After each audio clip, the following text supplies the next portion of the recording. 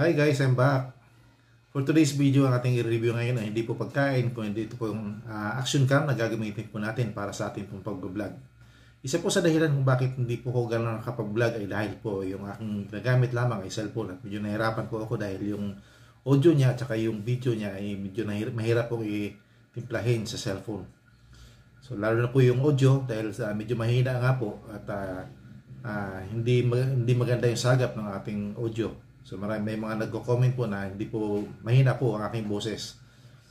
So ngayon, nakabili na po ako ng bagong action cam na ating po gagamitin sa ating pag-vlog. So ito po yung ating nabili. Ito po yung nabili ng action cam. Ito po yung DJI action cam na gawa po pangunahing gumagawa po ng mga drone. So, ito na po yung ating gagawin sa mga susunod nating vlog. At ngayon po yung ating gagawin po ay unboxing po tayo. Unboxing po muna tayo. At sa mga susunod kong vlog ay ito na po yung ating gagamitin. So, ito na nga po yung ating nabiling action cam. Itong pangalan po nito ay DJI Action 4 action camera. So, ito na po yung ating nabili. At bubuksan po natin ito ngayon.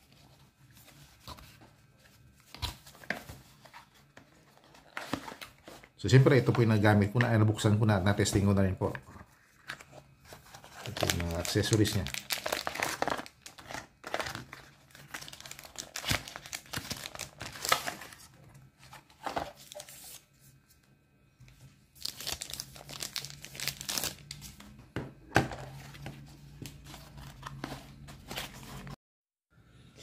So, ito na po yung ating mga accessories kasama ng ating camera. So, ito po yung ating camera. So, buksan po natin. Sabi, ito. So, ganun lang siya kabilis buksan, no? Tsaka ito po yung touchscreen. Sa likod, tsaka sa harap. Ganoon din dito, pwede rin i-touch siya. So, pwedeng pareho po silang na-touch yung ating screen. Tsaka ang gandahan po nito, napakalinaw po ng kuha niya.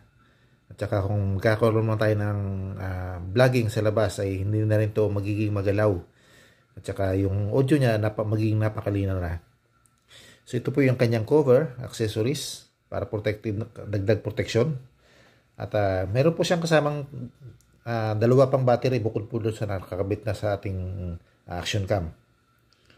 So ito na po yung dito po pwede tayo mag charge. Ito yung parang kinakabit naman sa ating helmet mount. Ito po yung isa sa mga dalawa mong kasama na magnetic clamp o adapter. So yan po, no. So napakadali lang yan, hindi na natin kailangan mag-screw. So kailangan nakakabit na ito sa ating ano. So ito na po yung ating tripod. Ganyan lang po yan. So pag tumunog, safe na yan. Kahit anong alog niyan, hindi na siya malalaglag. So, ito meron pa siyang kasamang lens. Ito po ay waterproof at kahit ilubog po natin ito sa tubig ay kung magsiswimming man tayo ay hindi ito papasukin ng tubig kasi ito nga po ay waterproof. So, kagandahan po nito ay talagang meron siyang quality na audio at saka video natin pong gagamitin. So, hindi na po magreklamo yung hindi na po mahirapan yung ibang tagapanood na